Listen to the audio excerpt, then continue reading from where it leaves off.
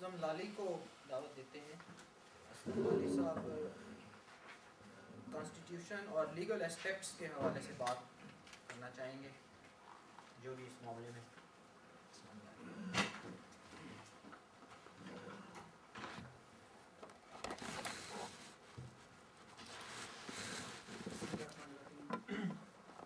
اصل میں ڈیبیٹ جو ہے وہ کافی لمبی ہے اگر لیگل اسپیکٹ سے دیکھی جائے تو، لیکن رضوان بھائی نے چونکہ ٹائم کی پابندی لگائی ہے 6 منٹ کی، تو تھوڑی سی شارٹ کرتا جاؤں گا. اور اگر کوئی پڑھنا چاہے تو ڈاکومنٹس پڑھا جا سکتا ہے بعد میں. میں اسد بھائی کے دیے ہوئے جو تھے پوائنٹس تھے 7 پوائنٹس، ان کے مطابق ڈسکشن کروں گا، ہر پوائنٹس کو لے کے چلوں گا. تو جو فرسٹ تھا ہو از مس گائیڈڈ ون والا، تو اس میں ایک کوٹیشن ہے جو میں کوٹ کرنا چاہوں گا کہ ایک اولڈ مین جو ہے وہ گرینڈ سن کو بتا رہا ہے کہ تمہارے اندر جو ہے وہ 2 چیزیں پنپ رہی ہیں، ابھی بڑھ رہی ہیں. اس کے ٹرانسلیشن کچھ ایسے ہے، ایک جو ہے وہ تمہیں اچھائی کی طرف لے کے، ایک جو تمہیں وہ برائی کی طرف لے کے جا رہی ہے، جس میں آپ میں غصہ آتا ہے، آپ میں ایروگنس ہے، آپ میں انٹالرنس آتی ہے، اور آپ میں سپیریورٹی کا کانسیپٹ آتا ہے. اور دوسری سائڈ وہ ہے کہ جو آپ کو گڈنس کی طرف لے کے جا رہی ہے، جس میں آپ ہمبلنس آپ کی آتی ہے، پیس آپ وش کرتے ہیں، لو ہے، ٹالرنس ہے، انڈرسٹینڈنگ ہے، ہیومیلٹی ہے، کائنڈنس ہے، ایمپیتھی اور سرٹن ادرس ہیں اس میں. اب وہ کہتا ہے کہ یہ جو چیزیں ہیں یہ صرف آپ میں ہی نہیں ہے، یہ اولڈ مین گرینڈ سن کو کہہ رہا ہے کہ آپ میں ہی نہیں ہے بلکہ ہر انسان کے اندر ہیں جو بھی اس دنیا میں آیا ہے. جب یہ باتیں وہ کہہ چکتا ہے تو گرینڈ سن ان سے پوچھتا ہے کہ اس میں سے کون جیت سکتا ہے، کون جیتے گا کون؟ تو وہ کہتا ہے کہ جیتتا وہی ہے جس کو آپ فیڈ کرتے ہو، جس کو آپ سلیکٹ کرتے ہو. جس چیز کو بھی آپ سلیکٹ کر لو گے وہی جیت جائے گا. تو آج کی اصل میں اس کو اگر آپ ذرا ذہن میں رکھیں گے تو مس گائیڈڈ اور گائیڈڈ کی ہمیں سمجھ آ جاتی ہے.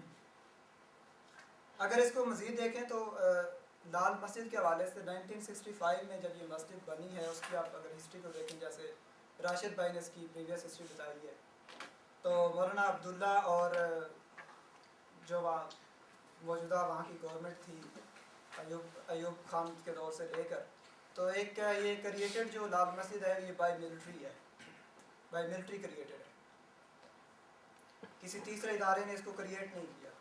آئی ایس آئی کا ویری 500 یا 600 گز کے فاصلے پہ وہ ہیڈ آفس ہے، اور اس کے قریب ایک مسجد بنائی گئی ہے جس میں یہ ایکٹیویٹیز جنریٹ کی گئی ہیں اسلام آباد کے اندر. اور اس میں اگر آپ اٹھا کے دیکھیں تو مولانا عبداللہ کے اور اس کے بیٹے جو تھے ابھی غازی صاحب جو ہیں، ضیاء الحق کے مرنے تک بہت اچھے ریلیشن شپ تھے. اگر آپ اس پہ تفصیلات دیکھنا چاہیں تو نیٹ پہ جائیں اور انالسٹ پہ بہت ساری آپ کو آرٹیکلس مل جائیں گے جو آپ کو اس چیز کا پروف دیں گے. یہ میری رائے نہیں ہے، ان لوگوں کو وہ آپ کو پروف دیں گے کہ ان کے اچھے ریلیشن شپ تھے. ہوا کیا ہے کہ 98 میں، اور اگر آپ دیکھیں غازی صاحب کی بھی ہسٹری کو دیکھیں تو وہ بھی آپ کے سامنے ہے کہ وہ کوئی مولانا نہیں تھے، وہ گورنمنٹ کے ایک آدمی تھے، گورنمنٹ میں نوکری کرتے رہے، چلتے رہے، یو این میں کام کرتے رہے، ٹھیک ہے نا. اور ہوا سلسلہ کہاں سے شروع ہے؟ 98 میں ایک میٹنگ ہوئی تھی کابل میں، اور وہاں پہ کچھ مبصرین لکھتے ہیں ویدر ٹروتھ ہے یا فالس ہے، اسامہ بن لادن سے یہ ملاقات ہوئی تھی غازی صاحب کی، اور وہاں سے یہ تھوڑے سے چینج ہونے کی طرف سوچا تھا انہوں نے. لیکن 98 میں جب مولانا عبداللہ کا مرڈر ہوا تو وہاں سے سچویشن ورس ہوتی گئی، اور اس کے بعد جب انصاف نہیں ملا تو غازی صاحب نے فیصلہ کیا کہ وہ اب اس پیشے کو اڈاپٹ کریں گے، اور یہی چیز آگے جو ہے وہ چلتی ہے. اب رائٹ اینڈ رانگ کی جو بات آتی ہے تو اس میں میں پہلی بات کروں گا کہ پہلے تو ہمیں ڈیفائن کرنا ہے کہ رائٹ ہے کیا. 3 چیزیں میں سامنے رکھوں گا، ایک رائٹ ہے، ایک ڈیوٹی ہے، اور ایک اوبلیگیشن ہے. ہم رائٹ کو کیا سمجھتے ہیں، ڈیوٹی کو کیا سمجھتے ہیں، اور اوبلیگیشن کو کس نظر سے دیکھتے ہیں. کیا رائٹ ہمارا یہ حق ہے کہ ہم ایک گورنمنٹ کو الٹ کے دوسری گورنمنٹ کے ساتھ پیکٹ بنا کے خود آ جائیں؟ کیا یہ رائٹ ہے؟ کیا یہ رائٹ ہے کہ میں روٹی کھا رہا ہوں اور دوسرا آ کے مجھ سے چھین لے؟ کیا یہ اس کا رائٹ ہے؟ کیا یہ رائٹ ہے کہ میں ہی رہ گیا ہوں اور میں ہی آپ سب کو یہاں پہ کچھ چیزیں بتا سکتا ہوں اور آپ کچھ نہیں کہہ سکتے یہ میرا حق ہے، یہ کہنا میرا حق ہے اور میں ہی کر سکتا ہوں، یا کیا یہ میری ڈیوٹیز ہیں اور کیا یہ میری اوبلیگیشن یہ ہوتی ہے کہ شارٹ ٹرم، ٹھیک ہے نا، ڈیوٹی آپ پرماننٹ دے رہے ہیں کہ یہ میری ڈیوٹی ہے، پروٹیکٹ کرنا ہے، میں نے آپ کو سروائیول دینی ہے، یہ چیزیں یہ ڈیوٹی ہے، جبکہ حق یہ ہے کہ حق آپ کا کسی کا ہوتا ہے، وہ آپ نے دینا ہے، لازمی دینا ہے، جبکہ اوبلیگیشن ہے شارٹ ٹرم کے لیے آپ آتے ہیں، جیسے کہ ہمارے تو اگر ملک میں آپ دیکھیں تو اوبلیگیشن ہوتی رہتی ہے، ڈاکٹرین آف نیسیسٹی یوز ہوتی ہے اکثر، یہ اوبلیگیشن کے اندر آتی ہے۔ تو اب جو اس پہ میں رائٹ اینڈ رانگ سے آتا ہوں، آگے کانسٹیٹیوشنل اسپیکٹس پہ بات کروں گا، کہ پہلی بات تو یہ ہے کہ جو پریزیڈنٹ صاحب آئے تھے، پاکستان میں آئے ہیں، مطلب 99 کا جو انسیڈنٹ ہے، جو میرا نالج ہے، ہو سکتا ہے اس میں بعد میں امینڈمنٹس آتی رہتی ہیں، جو بھی آتا ہے ملٹری لیڈر وہ کرتا رہتا ہے، تو اکارڈنگ ٹو کانسٹیٹیوشن یہ ہے کہ آپ کو میکسیمم 2 ایکسٹینشن مل سکتی ہیں ایک لیڈر کو، جو ملٹری کا لیڈر ہوتا ہے یا کوئی بھی سروس سے بندہ آتا ہے، اس کو میکسیمم 2 ایکسٹینشن ہو سکتی ہیں اس کے عہدے پہ، اس کے بعد ایکسٹینشن ممکن نہیں ہے، اور 2 ایکسٹینشن 98 میں یہ بنا تھا، 2000 اور 2002 میں یہ ختم ہو جاتی ہے، جبکہ 2004 میں یہ کس آرٹیکل کے تحت ہے؟ جی یہ کون سا آرٹیکل ہے؟ کوشچن بعد میں لے سکتے ہیں۔ تو اب جو یعنی اس میں آپ یہ دیکھیں، اب 2004 میں پریزیڈنٹ صاحب نے یہ آرڈر جاری کیا ہے ایک، اس کے بعد یہ ہوتا ہے کہ پھر جو پریزیڈنٹ صاحب ہوتا ہے ان کو مرضی ہوتی ہے کہ وہ اگر اپنا ایک آرڈیننس جاری کر کے اس چیز کو بحال بھی کر سکتے ہیں انڈر آرٹیکل 63 ہے یہ۔ اس کے تحت پریزیڈنٹ صاحب نے 2004 میں یہ دیا تھا، آرڈیننس دیا، جس کے تحت انہوں نے کہا کہ کوئی بھی وہ عہدہ جو ہے وہ سنبھال سکتے ہیں، یعنی اس کے ساتھ مطلب سروس کے ساتھ ساتھ۔ تو یہ تھوڑی سی اس کی بیسک تھی جو پریزیڈنٹ صاحب رہے ہمارے پاس۔ اب آپ اگر کانسٹیٹیوشن کو دیکھیں تو بیسیکلی آرٹیکل 6 کہتا ہے کہ کوئی بھی بندہ جو ہے وہ گورنمنٹ پہ اگر اس کا تختہ الٹا ہے تو اس کو پھانسی دی جائے گی، لیکن جب لیگل فریم ورک آرڈر آتا ہے تو اس کے تحت کانسٹیٹیوشن بحال نہیں رکھا جاتا، بلکہ کانسٹیٹیوشن کی کچھ شقیں جو ہیں وہ بحال کر دی جاتی ہیں، باقی جو ہے وہ اس کو سسپینڈ کر دیا جاتا ہے، اور اس سسپینشن میں جو ہے وہ فنڈامنٹل رائٹس بھی آتے ہیں، جو بیسک حقوق ہیں وہ بھی آپ کے سسپینڈ ہو جاتے ہیں۔ تیسرا جو پوائنٹ تھا اس میں یہ کہ does Islam justify killing innocent people یا نہیں، اس پہ اگر آپ دیکھیں تو قرآن میں صرف ریفرنس دیتا جاؤں گا تھوڑے سے۔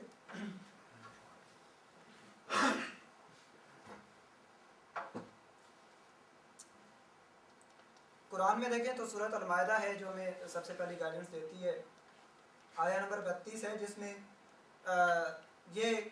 جس کا مفہوم کچھ ایسے ہے کہ کوئی بھی شخص اگر زمین پہ یہ کرتا ہے یعنی مسچیف کرتا ہے تو اس کو اور ہیومن کائنڈ کو نقصان پہنچانے کی کوشش کرتا ہے، تو مطلب اس سے ریلیٹڈ ہے کہ وہ ایک واضح گناہ کرتا ہے، بہت بڑا گناہ ہے، ٹھیک ہے۔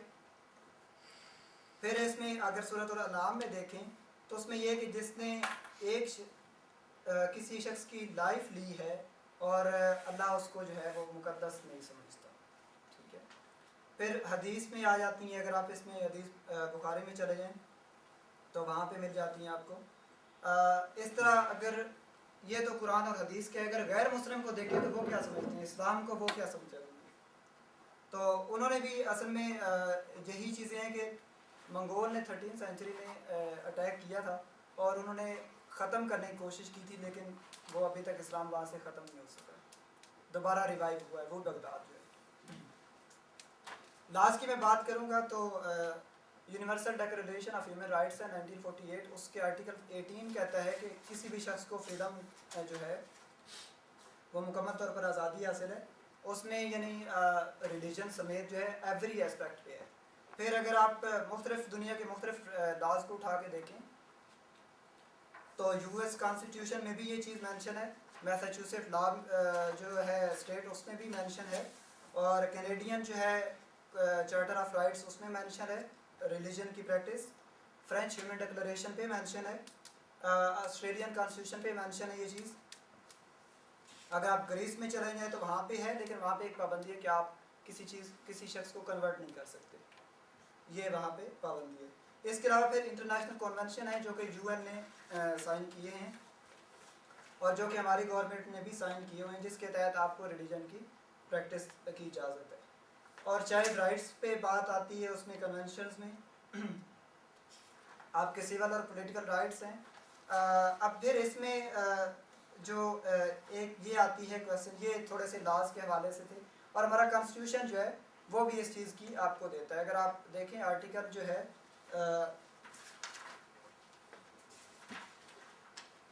آپ 20 پہ، آرٹیکل 20 جو کانسٹیٹیوشن کا، اس میں یہ دی گئی ہے کہ آپ کو ریلیجن کی مکمل طور پہ آزادی ہے، اور آپ اگر ہماری آبجیکٹو ریزولوشن کو دیکھیں تو اس میں بھی اس چیز کو مینشن کیا گیا ہے کہ یہاں پہ اسلامی قوانین کے مطابق جو ہے وہ زندگی گزارنے کے مواقع فراہم کیے جائیں گے، لیکن جو کہ لیگل فریم ورک آرڈر ہے تو اس کے اندر یہ فنڈامنٹل رائٹس سسپینڈ ہو جاتے ہیں۔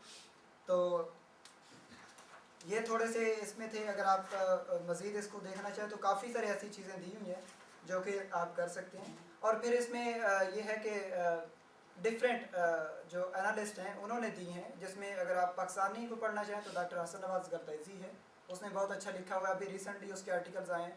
اور اگر آپ انٹرنیشنل دیکھنا چاہیں تو ڈاکٹر کپیلا ہے، اس نے دیا ہے ملٹری اور مشرف اور اس طرح کی جو چیزیں ہیں۔ اور ڈاکٹر عمل ہے، اس نے دیا ہے، بہت سارے اچھے اس چیز پہ دی ہے۔ تو بیسیکلی چیز یہ ہے کہ ایک کرسچین اسٹیٹ میں آپ کو مکمل طور پر آزادی دی جا رہی ہے، تو وائی ناٹ ایک مسلم اسٹیٹ میں آپ کو اسلام کی آزادی نہیں ہے، جو ہے ہی مسلم، وہاں پہ کیا ریلیجن آپ اسٹیبلش کرنا چاہتے ہیں؟ اگر کرسچینٹی کرنا چاہتے ہیں یا اسلام کرنا چاہتے ہیں؟ سویڈن ہے، اس میں آپ کو اب الاؤ نہیں ہے کہ آپ اس کو ایز اے ڈکلیئر کریں اسلامک اسٹیٹ، بیکاز کہ 97% یا 90% آبادی جو ہے وہ کرسچین ہے، جبکہ پاکستان جو ہے وہ 97% مسلم ہے۔ تو اگر آپ لوگ کہتے ہیں کہ اسلام امپلیمنٹ ہونا چاہیے تو کل کرنے سے کیا مقصد ہے؟ ہیومن کائنڈ کے اصل میں یہ سب سے بڑی جو ہے وہ ہیومن رائٹس کی وائلیشنز ہے۔ اور اگر مزید چلتے ہیں اس چیز کو تو انٹرنیشنل جو مبصرین ہیں وہ یہ لکھتے ہیں کہ اس پہ ہیومن رائٹس کے مطابق کیس بھی چلایا جا سکتا ہے مشرف پہ، اس لیے کہ یہ ہیومن رائٹس کی بہت بڑی وائلیشنز ہیں کہ ایک شخص کو آپ کل کر رہے ہیں اسی چیز پہ کہ اس نے آپ سے ڈیمانڈ کیا کی ہے، اس نے ڈیمانڈ کی پراسٹیٹیوشن کو ختم کیا جائے، جو کہ آپ کا آئین جو ہے وہ بھی کہتا ہے کہ پراسٹیٹیوشن کو ختم کیا جائے گا۔ اس نے ڈیمانڈ کی ہے کہ یہاں پہ بچوں کو یا مدرسے کو یہ رائٹس دیے جائیں جو کہ گورنمنٹ نہیں دیے، ٹھیک ہے نا؟ تو یہ ساری چیزوں پہ کلپ کرنے پہ اصل میں بہت ساری ڈیبیٹ پہ تھے، لیکن تھینک یو سو مچ۔ آج کل جج صاحبان ہم رہائی ہوئے ہیں نا تو ان کو بھی زیادہ ٹائم دیا نا، آج کل ویسے بھی گھڑی چڑھی ہوئی ہے۔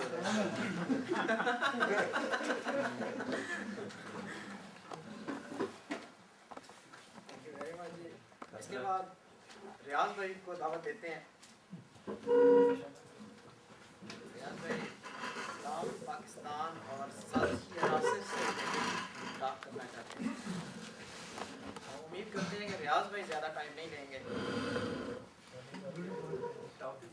نازی صاحب نے بھی آپ کی بورڈ کی طرف پہلے دیکھا تھا۔ کس کی طرف دیکھا تھا؟ بورڈ کی طرف، فوجی تو نہیں جب آپ کھڑے ہو گئے۔ جو ٹائٹل چوز کیا تھا کہ اسلام، پاکستان اور سازشی عناصر،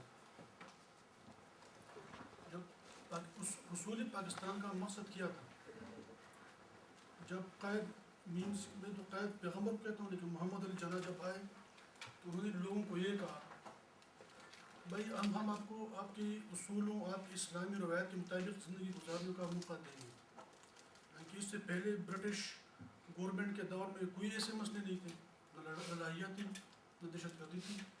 اور آپ کل ہمارے سپوز میں اپنے گاؤں کی اگر وہ بتاؤں، میرے گاؤں میں بجلی پاکستان بننے سے پہلے بھی تھی، ریل بھی تھا، ڈیولپمنٹ بھی تھی، لیکن جب لوگوں نے اس چیز کو لے لیا کہ ٹھیک ہے ہم مینس کے قائد یا محمد علی جناح کی بات کو مان لیا اور پاکستان بن گیا، اور اس کا حصول یہ تھا کہ اس میں ہم اسلامی نظام چلائیں گے۔ لیکن جب پہلا سیشن ہوتا ہے قانون ساز اسمبلی کا تو سارے اسلام کے خلاف بول لیتے ہیں، ایون نام بھی جو ہے نا وہ اسلامی جمہوریہ نہیں رکھتی. پھر آگے قرارداد مقاصد میں اس کو جو ہے نا مولانا مودودیہ اور جو اور لوگ ایسے تیز تھے انہوں نے یہ تو چلایا اور وہ کچھ نام رکھوایا قرارداد مقاصد آئے. تو وہ بیسکلی کہ یہ ہمارا خطہ یہ ایک سازشی ہے, ریجن سازش ہے, لوگ سازشی ہے یا اسلام سازش ہے. تو وہ اس کے میرے خیال میں عنصر ہر ایک کے پاس ہے کہ نہ اسلام سازشی ہے نہ خطے سازشی ہوتے ہیں. تو ہے تو کچھ لوگ ہیں یا جو ہم پہ حاوی ہیں وہ سازشی ہیں. میں زیادہ تر ہسٹری کو تو نہیں پڑھتا اور بلیو بھی نہیں کرتا, اس میں بہت جو ہے نا 99% ہیرا پھیری ہوتی ہے, یعنی جھوٹ بہت ہوتا ہے. ہر بندہ اپنے حساب سے ہسٹری کو چلا لیتے ہیں. لیکن ایونٹس پہ زیادہ جو اپنے والد سے اکثر ڈسکس کرتا ہوں وہ اس کی زندگی میں جو اس نے بتایا, یا اپنی جو 35-36 سال زندگی ہے اس میں جو خود دیکھ لی. جب میں سوچتا ہوں کہ ایک چیز پہ کہ 1948 میں جب قائد بیمار ہوا محمد علی جناح تو ان کو زیارت پہ بھجوا دیا. میں نے اپنے والد صاحب سے پوچھا, کہہ رہے کہ ہمارے گاؤں میں امیر خان بابا تھے, اس 1935 میں اس کو ٹی بی تھا, وہ لندن گئے, وہاں اس نے علاج کروائی. لیکن قائد کو محمد علی جناح ہمارا اتنا وہ بابا قوم ہے, ملک بنا ہے, تو اس کو زیارت پہ بھجوا رہے ہیں. زیارت میں اب بھی میں 2005 میں زیارت کیا, ایک دوست سے پوچھنے کا زیارت میں جا رہا ہوں, کہ زیارت میں کیا کرنے, وہاں تو کچھ ہے نہیں. میں نے کہا وہ محمد علی جناح کی تو وہ چیزیں دیکھ لیں گے وہاں جو, کہہ رہے کہ وہ کچھ بھی نہیں, وہ تو خان قلات کا کوئی وہ ہوتا ریسٹ ہاؤس ہے, اس میں وہ ٹھہرے تھے اور بما بہن وہاں بھجوا دیا. ایک سازش تھا. میں بھی کہ محمد علی جناح اس چیز پہ اگرے ہوئے تھے بقول نوشیرہ مانکی سے, وہ بھی قوم سازش اسمبلی میں فرسٹ سیشن میں تھے. کہہ رہے اس نے وہ تو ہم نے خود سنا ان سے, کہہ رہے کہ وہ قائل ہوئے تھے کہ وہاں اسلامی نظام جب کچھ نہیں کیا تو ان لوگوں نے وہاں جو ہے نا بھجوا دیا. یوٹیوب پہ میں کبھی دیکھتا ہوں کبھی اس طرح ہسٹوریکل چیز, تو ایک غفار خان کو جب, حالانکہ میں حلف ہے کہ میں غفار خان کی پارٹی سے ہوں بھی نہیں اور نے کبھی ووٹ دیا نہیں, لیکن ویسے ایک وہاں پشتو کا ایک سانگ تھا تو سردار ٹکر, اگر آپ لوگ بھی کریں تو وہ جب دفنا رہے ہیں تو سارے لوگ جو ہے نا رو رہے ہیں, تو رو رہے ہیں اور زار قطار کر رہے ہیں جب اس کو دفناتے ہیں, اس کے پارٹی کے جو لوگ تھے اس کے جو. لیکن دوسرے سائڈ پہ ایک پاکستانی گانا ہے, اس میں محمد علی جناح کو دفنا رہے ہیں, قسم سے کوئی بندہ نہیں رو رہا, ہر بندہ کھڑے ہیں, جتنے بھی آپ نام تو میں نہیں لیتا, لیکن جو سامنے لوگ ہیں اس وقت کے جو سازشی لوگ تھے وہ ساری قبر کے ارد گرد کھڑے بس ایسے جان رہے ہیں اور پھر ایسے کر لیتے. کبھی آپ اس گانے میں غور سے دیکھ لیں, اور ایک بندہ بیمار ہے بابا قوم بیمار, تو آپ زیارت پہ جا رہے ہیں اس کو, اور چیز یہ کہہ رہے ہیں کہ وہ خود وہاں جو ہے نا پسند کرتے ہیں, وہ آرام کر رہے ہیں. بہرحال یہ تو ایک سازشی ایک چیز آ رہی تھی. پھر اس کے بعد جو سازش عناصر تھے, اگر آپ دیکھ لیں تو پاکستان میں ہم ہمارے اپنی سوسائٹی میں جو ڈاکو لوگ ہوتے ہیں, جو ٹیرر ڈاکو ہوتے ہیں, تو کبھی آپ دیکھ لیں 1% بھی پولیس مقابلے میں نہیں مارتے, آپس میں ایک دوسرے کو مرواتے ہیں. تو جب حضرت لیاقت علی خان کو شہید کیا یا قتل کیا آگے تو ایک دوسرے کو, اگر آپ پوری ہسٹری دیکھیں, ایک دوسرے کو قتل کرتے رہتے ہیں. اور ان کا ایجنڈا کیا ہے, ہر ایک دوسرے کے ایجنڈے سے جو ہے نا مختلف ہے. ایک ایجنڈا ساروں کا ایک چلا رہا ہے, اسلام کے خلاف. کبھی بھی کس سے بھی اسلام کے بارے میں بات کریں تو وہ اس کے خلاف ہے, کوئی قانون نہیں لاتے, لیکن ساری چیزیں سامنے ہیں. تو وہ جو چیز پھر اس طرح سے ایک اسی پہ آتا ہوں کہ اس کو کیونکہ ٹائم کا بڑا مسئلہ ہے تو اس کو وینڈا بھی کرتے. تو ابھی جو چیف جسٹس کا وہ ہو رہا تھا سماعت, تو اس پہ چودھری اعتزاز نے 4 پوائنٹس بتائے, وہ بڑے اچھے مجھے اچھے لگے. کہہ رہے کہ پاکستان کو 4 چیزوں نے نقصان پہنچا ہے, ایک فوج, دوسرا عدلیہ, تیسرا اسلامی پارٹیز, چوتھا پولیٹیشن. فوج نے یہ کیا کہ ہم نے ان کو ہولی بنایا, کوئی بھی منہ سے بات کر لے, نہیں آپ اس سے خلاف بات نہیں کریں گے, فوراً جیل یا آپ کو مروا دیں گے. کیوں, کیا وجہ کیا ہے کہ کیوں اتنا ہولی بنا رہے ہیں؟ وہ اگر شراب زنا ہر چیز کرتے رہتے ہیں, اس پہ کوئی آپ نہیں کہہ سکتے. اس کے اخلاقیات کرنے کی وہ نہیں کر سکتا. قرآن میں ہے, سورہ ال عمران میں ابھی جو ہم نے سنا, یہی تو کہانی مسلمان کا, اس کی اخلاقیات کی اس کی ترغیب دے دوسرے کو, تو وہ اس پہ آپ کچھ بات نہ کریں, چاہے کچھ بھی ہو کریں. اور اچیومنٹس کا تو مجھے پتہ نہیں, کل رات بھی ٹائم کا مسئلہ ہے. تو دوسرا اگر اسلامی پارٹی ہے کسی مولانا کے خلاف بات کریں تو وہ فتوا دیتے ہیں کہ کافر ہے اور ہم آپ کو جو ہے نا وہ کر دیتے ہیں. اور فوج کے خلاف جو آرٹیکل ہے قانون وہ بھی انگریزوں کا وقت کا ہے. مولانا کے جو فتووں کا جو سلسلہ ہے وہ بھی انگریزوں کے وقت سے ہے. جو پولیٹیشینز ہیں پولیٹکس کو ایسے بنایا گیا کہ اگر آپ کوئی سیاست کی بات کریں تو آپ کو اتنے تنگ کریں, آپ کے بچوں کو اغوا کریں گے, آپ کو اتنے تنگ کریں گے, آپ کو مروائیں گے کہ آپ جو ہے سیاست میں آ نہیں سکتے. اور ایک چوتھا عدلیہ کی آپ بات کریں تو بغیر پوچھے جو ہے آپ کو 6 months کے لیے جو ہے کوٹا کنٹینٹ میں جو ہے بھیج دیں گے. عدلیہ کے خلاف کوئی بات نہیں کریں, یہ بھی انگریزوں کے وقت سے. تو یہ سارے اگر ہے تو اس کا مطلب ہے کہ ہماری آئین کانسٹیٹیوشنس اور یہ جو لوگ ہیں سارے انہیں سازشوں کے تحت آ رہے ہیں. اور سازشوں کی وجہ سے جو ہے نا وہ کبھی ایک فارم میں آتے ہیں, کبھی دوسرے فارم میں آتے ہیں, کبھی آپ کو مجاہدین بناتے ہیں, کبھی آپ دہشت گرد بنا لیتے ہیں, اور کبھی لال مسجد, کبھی اور رونا اسی پہ بھرنے کو آتا ہے کہ بابری مسجد وہاں شہید ہوتا ہے تو ہم سارے اسلام آباد اور پشاور لاہور کو اکھاڑ لیتے ہیں. اپنی مسجد اور اس مسجد حمزہ ہو, علی بن ابی طالب ہو, ابو بکر ہو, عائشہ ہو, حفصہ, تو وہ کوئی خاموشی. اس کا مطلب ہے نا کہ کوئی چاہے مولانا ہے, اسلامی کے سارے جو ہے نا وہ ایک پلیٹ فارم پہ ہیں اور وہ ان کا جو مقصد ہے وہ سازشی. اور اس سازش کو نکلنے کے لیے جو ہم اس فورم پہ جس طرح سے یہ ہیں کہ ہم تھوڑا اپنے لائف سٹائل کو چینج کر لیں. لائف سٹائل چینج مقصد یہ ہے کہ ہم صرف سائنٹسٹ انجینئرز نہ بنیں, دوسرا ٹچ بھی جو ہے نا جو سوسائٹی کے نا وہ بھی لے لیں, چاہے وہ سیاسیات ہو, چاہے وہ معاشیات ہو, چاہے وہ کیمیات ہو, جو بھی فیلڈ ہے, اور اس کو ہم اپنی زندگی میں شریک کر لیں. اور اسپیشلی میں کہہ رہا ہوں کہ ہمارے تو یہ ہے کہ ابھی اتنا ٹائم پھر رہا نہیں, لیکن پھر بھی ابھی کافی وقت ہے ہمارے پاس کہ ہم اسپیشلی قرآنی تعلیمات کو اپنی زندگی میں لائیں, اس کو پڑھیں, سمجھیں. اور میں تو یہ ریکویسٹ کروں گا کہ ہم اتنے ایجوکیٹڈ ساری چیزیں ہم نے پڑھ چکے ہیں, کم از کم عربی کا جو ہے نا ہم ایک ایسے کورس لے لیں, عربی کا ہمیں پتہ ہو. اور پھر قرآن تعلیمات اور تاکہ نہ ملاؤں کے ہم ذکر نہ کر رہے ہیں, نہ اس طرح اس میں ہمارے قرآن میں سیاسیات بھی ہے, معاشیات بھی ہے, ہر چیز ہے. تو اسی پہ میں کنکلوڈ کرتا ہوں کہ وہ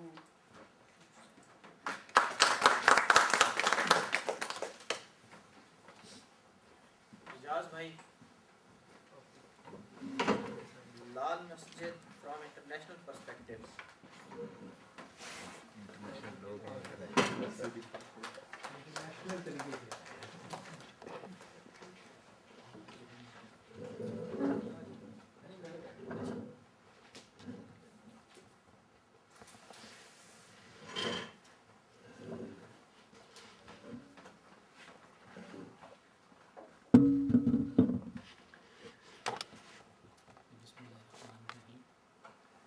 لال مسجد گزارش یہ ہے کہ ملا کی مخالفت یا مولانا کی کسی کی تو اس کو دین کی مخالفت نہیں سمجھا جائے. جو پریکٹس سسٹرس کا راج الوقت اسلام چل رہا ہے جس سے میں ذاتی طور پہ ایگری نہیں کرتا, اس کو مخالفت. تو لال مسجد کو میں ذرا ایک اینگل سے خود ہی میرا اپنا ذاتی صحیح انالیسس ہے, یہ بھی غلط ہو, کہ ستمبر 2001 کے بعد دنیا میں ایک نئی ٹرمینالوجی انٹروڈیوس ہوئی جس سے بہت سارے لوگ یہاں بیٹھے ہوئے اتفاق نہیں کرتے, ٹیررزم, فنڈامنٹلزم. لیکن بدقسمتی سے دنیا کے ایک خطیر حصہ اس سے ایگری کرتا ہے, وہ سمجھتا ہے کہ ایگزسٹ کرتی ہے, اور اس کے خلاف موومنٹ چلی جس پہ جنرل مشرف صاحب فرنٹ لائن اتحادی تھے, اور انہوں نے 2001 کے بعد تقریباً 750 کے لگ بھگ لوگ پکڑوائے, مختلف جن کی قومیت مختلف تھی, لیکن موسٹلی بیس کیمپ پاکستان تھا. جیسے راجد صاحب نے بھی روشنی ڈالی کہ سوویت یونین کے انویڈ کرنے کے بعد دنیا بھر سے جہادی لوگ جو تھے وہ سارے پاکستان میں آ کے سیٹل ہو گئے, اور اس وقت چونکہ یو ایس اے کے انٹرسٹ میں تھا وہ جہادی ایلیمنٹ تھا, اب چونکہ ان کے انٹرسٹ میں نہیں ہے تو وہ ایک ٹیررسٹ ایلیمنٹ ہو گیا ہوا ہے. تو جو لال مسجد کا واقعہ پیش آیا ہے میں اس کو اسی تناظر میں دیکھتا ہوں کہ چونکہ انہوں نے یو ایس اے نے اور یورپ نے اور ڈیولپ کنٹریز نے 2001 کے بعد ٹیررزم کے خلاف ایک سسٹم بنا لیا ہے اور انہوں نے اپنے آپ کو کافی حد تک سیف کر لیا ہے. لیکن اب یہ یو ایس اے کا یہ مطالبہ ہے کہ جو ٹیررسٹ ہیں وہ صرف پاکستان کے اندر موجود ہیں، اور آج کل وہ اس کو کہہ رہے ہیں کہ کراس بارڈر ٹیررزم، کہ جی عراق کے اندر کوئی واردات ہوتی ہے تو وہ کہتے ہیں کہ پاکستان سے آئے ٹرینڈ لوگ تھے، اور افغانستان کے اندر جتنی بھی ایکٹیویٹیز ہو رہی ہیں وہ سارا الزام پاکستان کو دیتے ہیں. اور اب وہ پچھلے دنوں انہوں نے دھمکی بھی دی ہے کہ جی ہم خود اٹیک بھی کریں گے پاکستان پہ اگر ٹیررزم ختم نہ ہو. اور پولیٹیکلی پاکستان کی سچویشن یہ ہے کہ جنرل مشرف صاحب جو ہیں ان کے حالات خاصے کمزور ہو رہے ہیں، اور انٹرنیشنل پریشر بھی یہ ہے کہ آپ چونکہ اگر میں اور آپ یہ سمجھتے ہیں کہ سمجھ سکتے ہیں اس بات کو کہ پاکستان کے اندر ملا جو ہے وہ جنرل صاحب کا اتحادی ہے، اور انٹرنیشنلی جو مشرف صاحب ہیں وہ ملائیت کی مخالفت کر رہے ہیں، لوگوں کو پکڑوا رہے ہیں.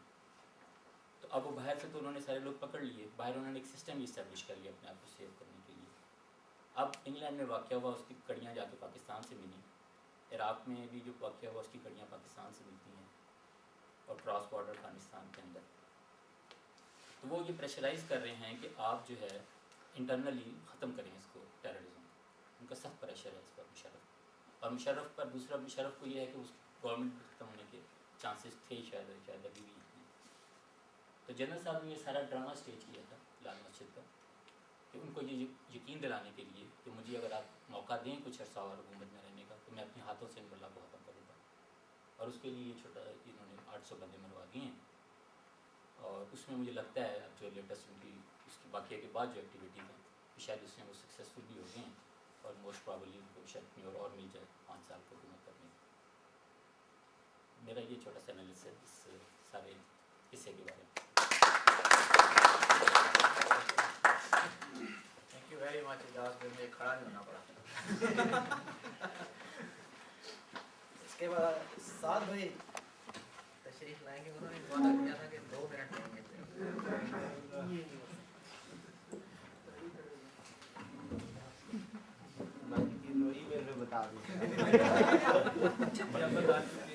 السلام علیکم.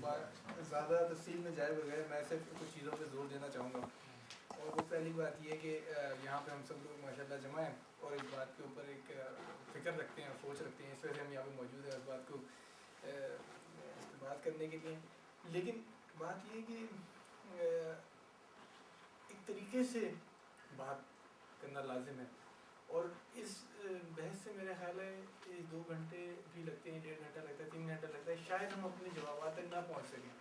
شاید ہمارے ذہنوں لیکن ہمارے ذہنوں میں کچھ سوال ضرور اٹھیں گے ایسے جن کا ہم جواب ڈھونڈنے کی تلاش کریں گے، ٹھیک ہے نا. اور ہمیں چاہیے کہ ہم اگلوں کی بات غور سے سنیں، اور جو بھی بات ہم کہتے ہیں اس محفل میں بیٹھ کے اس پہ پہلے اس بات کا اعتماد رکھیں کہ ہم اس کو اپنی زندگی میں واقعی میں اس طرح مانتے ہیں، اور پھر اس کو کہیں. اگر آپ کسی کو کوئی تنقید کرتے ہیں تو اس کا میرا خیال ہے لازم بات یہ ہے تھوڑی بہت کہ آپ کے اندر پہلے وہ شامل ہو آپ کے، اور پھر آپ کسی کو تنقید کرتے ہوئے مناسب کرتے ہیں، ٹھیک ہے نا جی. اور دوسری بات یہ کہ آپ کو چاہیے کہ مطلب لازم طور سے کہ ایک جب اس طرح سے سلسلہ چل رہا ہے تو دوسروں کی بات بھی سنیں اور اپنی بات بھی کہیں، مطلب کہیں. اور بات تو ایک اور دیکھا گیا کہ پاکستان میں جب موقع مل جاتا ہے بات کرنے میں تو ہم اس سلسلے کو اتنا لمبا کر دیتے ہیں کہ ہمارا اگلا جو بات سننے والا ہے اگر بے شک وہ سننے کے لیے تیار بھی ہے لیکن اس کا بھی وقت ایسا آتا ہے کہ وہ بھی سننے کے لیے آگے پھر اپنا دماغ بند کر لیتا ہے.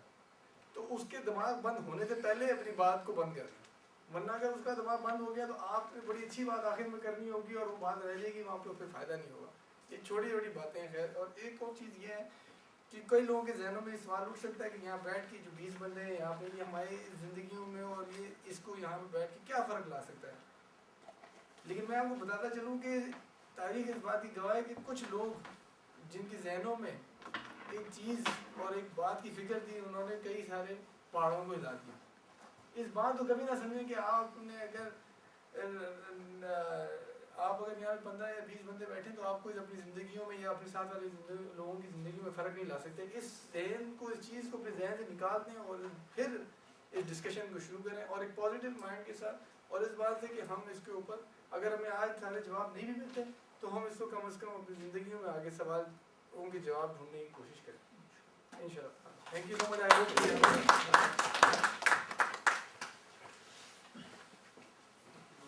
you very much.